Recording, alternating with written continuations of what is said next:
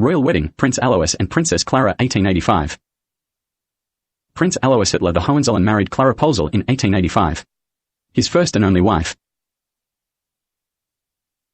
Prince Alois Hitler the Hohenzollern marrying Klara Pölzl, a legitimate descendant of Julius Caesar, making her Princess Klara Hitler the Hohenzollern, was the most recent royal wedding in my Royal Hohenzollern family in 1885.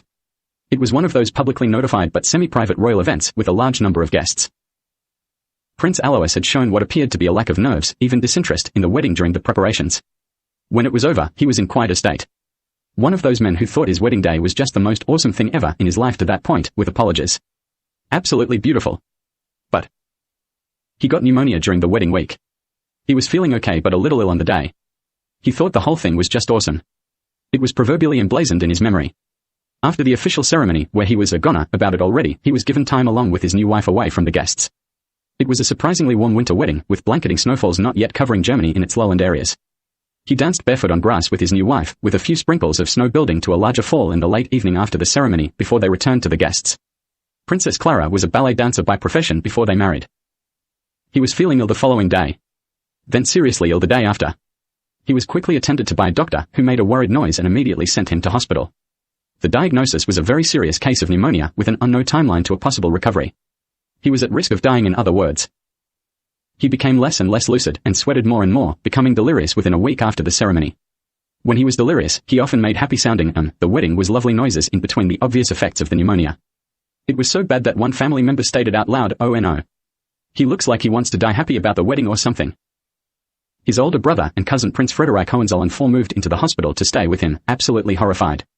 He tended him every day, holding his hand for long periods each day, sitting by his bed, trying to help with his recovery.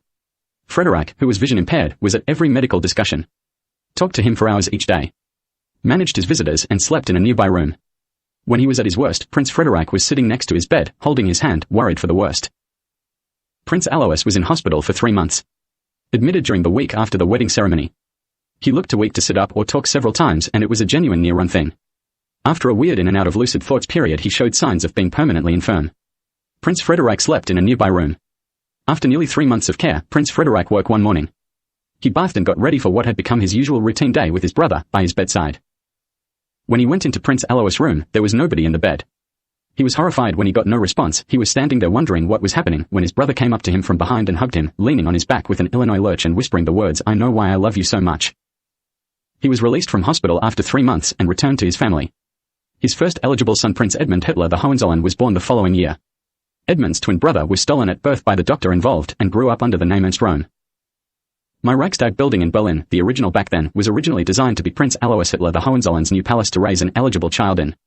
Its design was started during a public family conference where he was made heir to his nephew Prince Wilhelm II in the early 1880s. Construction started in 1884. It was designed to be my Hohenzollern Royal Family Conference Center and meeting place, with the conference center being a tribute to Wilhelm I as its centerpiece, my great-great-great-grandfather. Then it was designed to have 4 quadrants surrounding the central dome, with meeting spaces, administration offices, accommodation, storage, and display areas like a museum for historical items. The Kaiser Frederick IV and Kaiser Wilhelm II quadrants to the left of the entrance. A 3rd quadrant at the right front with a fully furnished apartment palace for Prince Alois to live in and raise eligible children in, when required. Then a 4th quadrant behind that was to be named after Prince Alois' firstborn eligible child, Prince Edmund Hitler the Hohenzollern, born 1885. By the time the original Reichstag finished construction, Prince Alois had 2 eligible sons in Prince Edmund, born in Germany, and Prince Adolf, born in Moe Gippsland, Australia. When it was ready, he decided not to bother to move in, as his family was settled at their then current address. Kaiser Adolf was regularly teased about his father never moving in.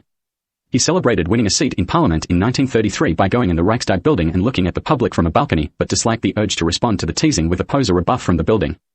They were still trying to pretend his mobility issues after World War I was a spoilt brat royal posing, and nearly caught him off guard. The Reichstag was set on fire in 1933 after he was elected Chancellor. He later hosted the head of state dinner for the sprint winners at the Berlin Olympics in 1936, which there is film of him preparing for. The main course was pheasant with orange glaze and nasturtium flowers. He met a young man at the dinner he immediately formed a sexual personal relationship with, called Jesse Owens. They were an unofficial item for a few months after the Berlin Olympics, before Mr. Owens went back to the USA.